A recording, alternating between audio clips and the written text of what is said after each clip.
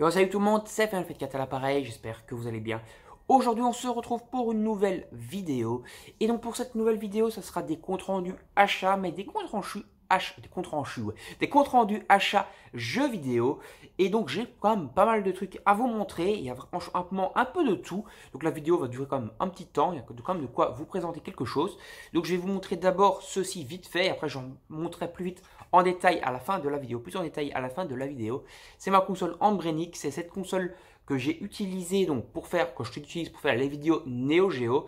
Dedans, il y a en tout à peu près 3000 jeux émulateurs. Donc, il y a à peu près de toutes les consoles, de la Mega Drive, de la Super Nintendo, de la PlayStation 1, PlayStation Portable, Neo Geo, comme j'ai dit, Super Nintendo, NES, Game Boy, etc. Il y a un peu de tout pour faire à peu près 3000 jeux. Donc, voilà, de tout niveau jeu émulateur qu'on peut donc jouer en portable. C'est une console portable. Et voilà, c'est cool, je suis bien content de l'avoir. Voilà, je vous en montrerai un peu plus en détail à la fin de la vidéo. Donc, on est à l'écoute si vous voulez en entendre un petit peu plus sur cette console. En parlant d'émulation, je me suis également pris 4 R4. Alors, pour ceux qui ne connaissent pas le principe d'une R4, c'est quoi? Je vais vous montrer ça tout de suite. Ce sont donc des cartouches qu'on va pouvoir intégrer dans les consoles DS ou Nintendo 3DS. Donc voilà, enfin plutôt Nintendo 3DS. Et ce sont des jeux DS qui sont incorporés dedans. En réalité, c'est quoi? C'est une cartouche 3DS qui a été modifiée pour pouvoir incorporer une micro SD. Et dans cette micro SD, il y a des jeux Nintendo DS. Donc ici, en l'occurrence, ce sont des cartouches avec 500 jeux dedans. Donc voilà, en tout, j'ai pris 4, donc j'en ai 2000 jeux DS.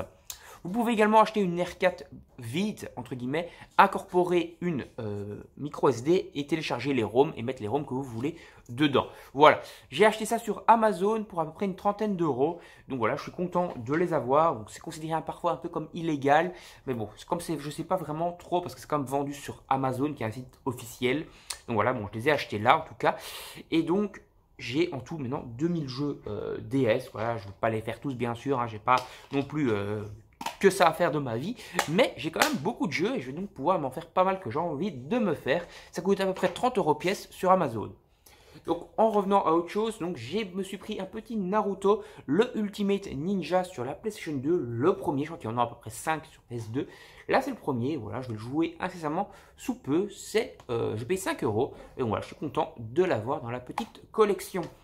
Pareil pour Naruto, Ultimate Ninja Storm Révolution que je me suis pris. Donc voilà, le Storm Révolution, je pense que c'est le premier qui est sorti donc sur la PlayStation 3. Et il me tarde de le faire parce que je vous avais montré, je ne sais pas si je vous l'ai déjà montré ou pas, je crois qu'il est ici. Hein. Ouais, je vous le montrerai après, en fait, je vous le montre tout de suite. Je me suis pris le 4 sur Switch avec donc Road to Boruto, donc c'est le Ultimate Ninja Storm 4, donc avec Naruto et compagnie, mais en plus on a Road to Boruto, donc on a on va dire un DLC en plus qui est incorporé dans le jeu avec l'histoire de Boruto, du moins le début de l'histoire de Boruto qui est donc incorporé dedans. Donc c'est quand même plutôt long. Donc voilà, j'ai le 1, j'ai également le 2 que j'avais déjà, il me faudra juste que je me trouve le 3 et je pourrais me les faire tous et ça c'est cool. Alors, on va attaquer avec les jeux Switch du coup. Donc, je me suis pris Doll House que j'ai pas encore déballé, mais qui va pas trop tarder. C'est un petit nouveau jeu d'horreur qui est sorti sur la Switch. Ça a l'air franchement bien sympa. Ça fait un peu penser au Silent Hill, etc. Je suis occupé à chercher actuellement les Silent Hill 2 et 3 sur PS2 et c'est assez compliqué de les trouver. Donc, c'est un peu chiant. Mais bon, voilà, un petit Silent Hill, on va dire, enfin, Silent Hill like pour patienter sur la Switch. Et donc, ça, c'est cool. Je vais le faire incessamment sous les gros pneus, comme on dirait. En parlant de ça, je me suis également pris Remodeled Broken Porcelain. Je trouve ça super mal. Donc ce jeu-là, qui est encore une fois un Silent Hill-like sur la Switch. Donc voilà, il me tarde aussi de le faire en patientant de trouver les autres Silent Hill sur la PS2. C'est assez chaud à les trouver, c'est quand même assez rare. Je me suis également pris un petit jeu RPG qui est IS Monster Mox. Bon, enfin, on s'en fout, c'est IS ou IX. Non, c'est IS, hein. IS9, voilà, donc c'est des jeux qui ça fait quand même déjà un petit temps que ça existe, c'est quand même assez coté chez les fans de RPG, en tout cas les fans de RPG vous portent quand même cette série dans leur cœur.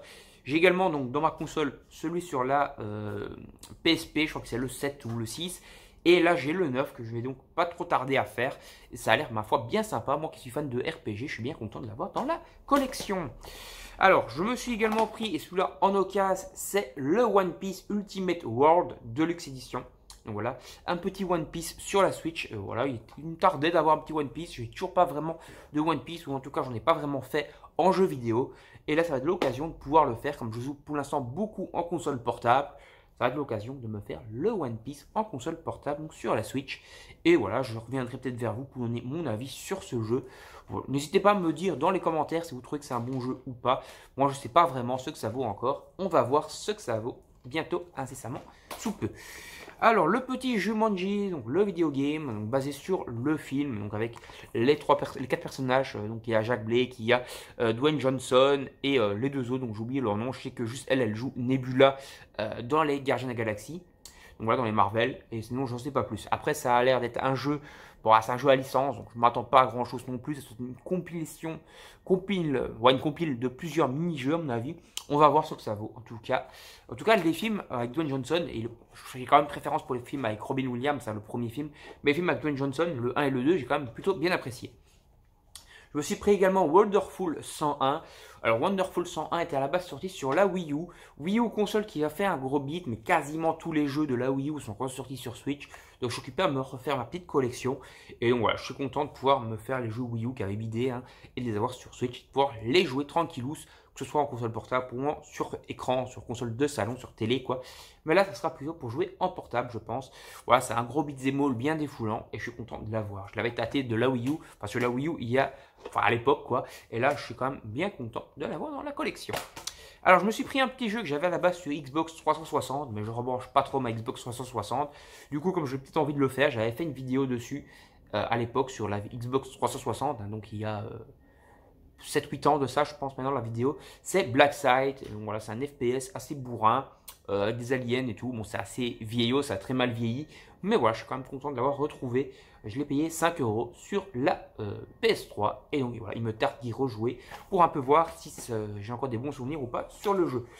Alors, je me suis pris également, et ça je suis content, je vais d'abord ranger ceux-là, et je vais d'abord vous montrer ceux-là. Hop, s'ils sont dans l'ordre, à peu près. Non, c'est pas dans l'ordre, c'est imbécile, tout qui est mélangé. C'est quasiment que des jeux PS2 ici. Donc voilà. Alors, hop. Par flemme, entre guillemets, et aussi plutôt pour les garder. Parce que j'ai pas trop voulu rebrancher ma GameCube.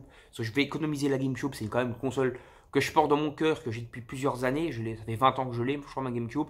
Je crois que je l'ai eu dès sa sortie. C'était mon cadeau d'anniversaire ou de Noël de mon grand-père il y a 20 ans de ça presque. Et donc je suis bien content. Et en fait, j'avais les jeux Harry Potter sur GameCube.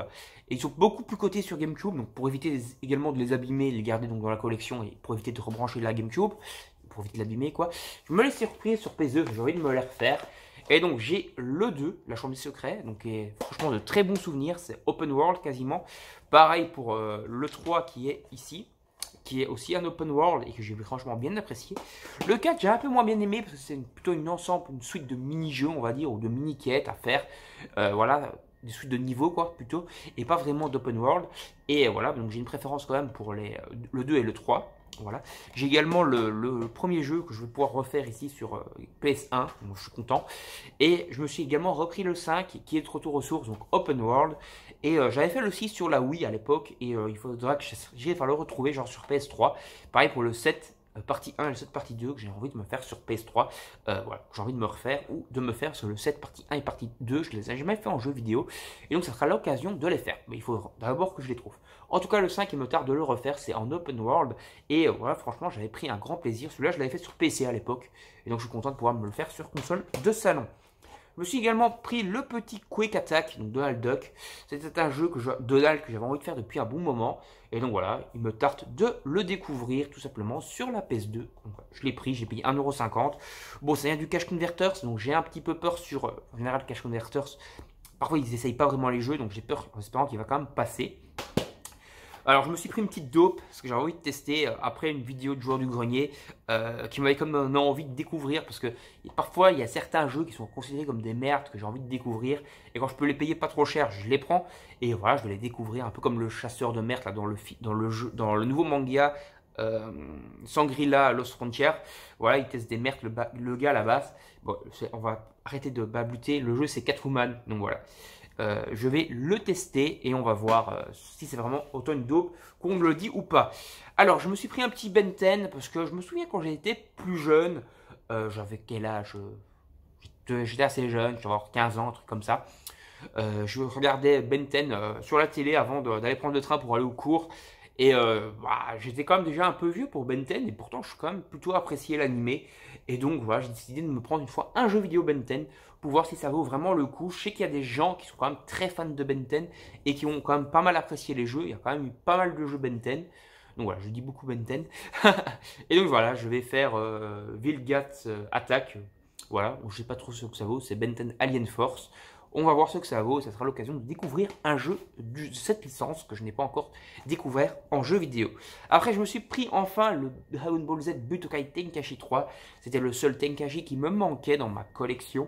Et donc voilà, je suis content de l'avoir. C'est considéré comme l'un des meilleurs hein, au niveau de tous les personnages qu'on peut jouer, etc. Et qui sont présents dans le jeu. Et donc je suis content d'avoir ce Dragon Ball Z Budokai Tenkaichi 3 enfin dans la collection. Je me suis pris un petit James Bond. Voilà, j'allais dire quasiment, mais je crois que j'ai aucun jeu de James Bond, à part peut-être quelques-uns sur PC. Mais ça doit être plutôt rare, j'en ai pas beaucoup. Et donc voilà, c'est l'occasion de prendre un petit jeu de James Bond. Voilà, bon, ça a pris un sacré coup de vieux, c'est un jeu PS2, voilà, tout simplement. Mais, ben, j'ai envie de voir. Et puis au niveau des petites incrustations d'images, ça n'a pas l'air d'être trop dégueulasse. Et donc ça sera l'occasion de faire un FPS, parce que je pense que c'est un FPS de James Bond, de l'agence 007. Je crois que c'est avec Pierce Brosnan, encore celui-là à l'époque. Je crois qu'il est sorti en 2007 ce jeu, ou 2006. Donc, ah non, 2001. Ok, je pensais que c'était plus vieux que ça. Donc ça doit être un jeu du début de la PS2. Bon, il a l'air quand même plutôt beau pour un jeu de début PS2. Voilà, je suis content de l'avoir, je ne l'ai pas payé trop cher, 3 euros. Et on va voir de quoi il en retourne. Je me suis également pris le Driver 3. Donc voilà, Driver, je sais que j'avais joué à l'époque vite fait chez un pote sur, je crois que c'était le 2. Et donc j'ai pris Driver 3. Je sais que c'est un peu dans la veine des GTA, c'était un peu le concurrent de GTA à l'époque. Je pense que c'est quand même moins bien que GTA. Après il faut voir, parce que je sais que ça c'est fan quand même Driver. Et donc je vais voir ce que ça vaut, c'est un jeu qui a été fait par Atari. Et donc voilà, on va découvrir tout ça. Je crois qu'on contrôle un flic, tout ça filtré dans une banque ou un truc comme ça. Si je me souviens des bails, on va voir en tout cas ce que ça vaut ce petit Driver. Et le dernier jeu que j'ai pris, que je connais pas du tout, mais que ça avait l'air franchement sympa, c'est Barbarian Khan. Voilà, donc je connaissais pas du tout ce jeu. Ça a l'air très sympathique. Donc voilà, je l'ai payé 5 euros encore une fois. J'avais un bon de 5 euros chez mon vendeur Smart Toys, donc je l'ai eu gratuit, donc je ne vais pas me plaindre. Et voilà, ça a l'air bien sympa. Ça a l'air d'être un jeu où on va contrôler une espèce de petit barbare qui a un peu un look, je sais pas, la Tarzan, je sais pas quoi. Et ça a l'air d'être un beat'em all 3D qui a l'air plutôt correct, plutôt sympa.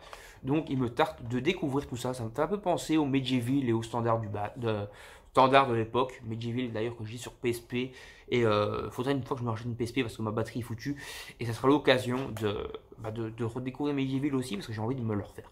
Voilà, donc on a fait le tour de tout ça. Donc on va changer d'angle et je vais vous montrer cette petite console là. A tout de suite les amis.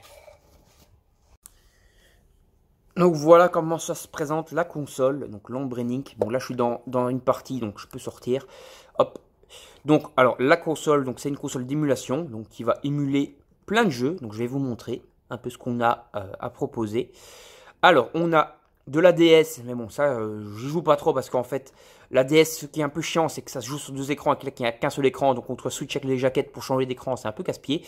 Mais ça on a Final Burn, Neo, donc c'est des consoles comment dire, des jeux d'arcade qui sont très sympas. Pareil pour NEM, jeux d'arcade. Wonder Sam Color, c'est la console Wonder Sam, c'est une petite console portable. Bon, ça émule pas grand chose, c'est un peu de la puissance d'une Game Boy. Donc là, on a encore de l'émulation, donc c'est les CP1, CPS1, CPS2 et CPS3. Donc ce sont les systèmes de Capcom. Donc on a tous les jeux, on va dire, estampillés Capcom, donc d'émulation. Donc c'est de l'arcade à la base, donc voilà, le CP1. Là, c'est le CPS2, donc on a les jeux un peu plus poussés, on va dire. Et le CPS3 qui est le plus puissant, on va dire. Et là, on a encore plusieurs jeux donc, de Capcom. Ici, on a la MSX. Donc la MSX, c'est des vieux arcades. Donc voilà, ce sont des tout vieux jeux d'arcade des années 80. Donc voilà, ça a pris un sacré coup de vieux. La PC Engine... qui est donc une console assez puissante, voilà, assez chère aussi. Donc on a pas mal de jeux, encore une fois c'est un peu aussi le principe de l'arcade pour la PC Engine. Voilà, donc on a pas mal de jeux dedans. Nintendo, donc la NES, on a une chier de jeux qui sont à l'intérieur. Voilà, donc on a une tonne de jeux dedans, quasiment tous les classiques, quasiment tous les jeux même de la NES. Pareil pour la Game Boy, voilà, la Game Boy classique. Voilà, donc la Game Boy en noir et blanc, quoi. Là, on a la Super Nintendo, on a aussi quasiment tous les jeux qui existent sur Super Nintendo. Voilà, donc les classiques et les moins classiques, bien sûr. La Nintendo 64, on n'avait pas énormément de jeux dedans, j'en ai rajouté pas mal que j'ai téléchargé moi-même. Voilà, il faut encore une fois que j'essaye parce que tout ne passe pas. Parce que la console Nintendo, enfin, la Nintendo 64, ce qui est bien, c'est que les jeux sont super bons, voilà. Mais c'est de la même puissance qu'une PS1 limite, hein. Sauf que les jeux ne pèsent rien. Donc en général, ça pèse une soixantaine, ça pèse genre allez, 10 MO par jeu. Alors que sur PS1, le même jeu pèse 200 MO. Donc voilà, et donc du coup, les jeux sont pas mal écrasés et tout. Et donc il faut quand même un système assez puissant pour le faire tourner. Et la console parfois a un peu de mal dessus. Là, on a la Game Boy Color, donc on a tous les jeux dessus. Hop. Bon, il faut savoir en fait que tous les jeux arcade ou Game Boy Color ou les vieux jeux, quoi, ça passe crème dessus. Game Boy Advance, pareil, ça passe crème et on a une chier de jeux. Bon, il y en a plein de jeux que j'ai rajouté moi-même, plus il y avait plein de jeux déjà de base dedans. Open Board, donc ça c'est des jeux qui ont été faits par des fans. Voilà, donc ça c'est les jeux, on va dire, les hacks de jeux.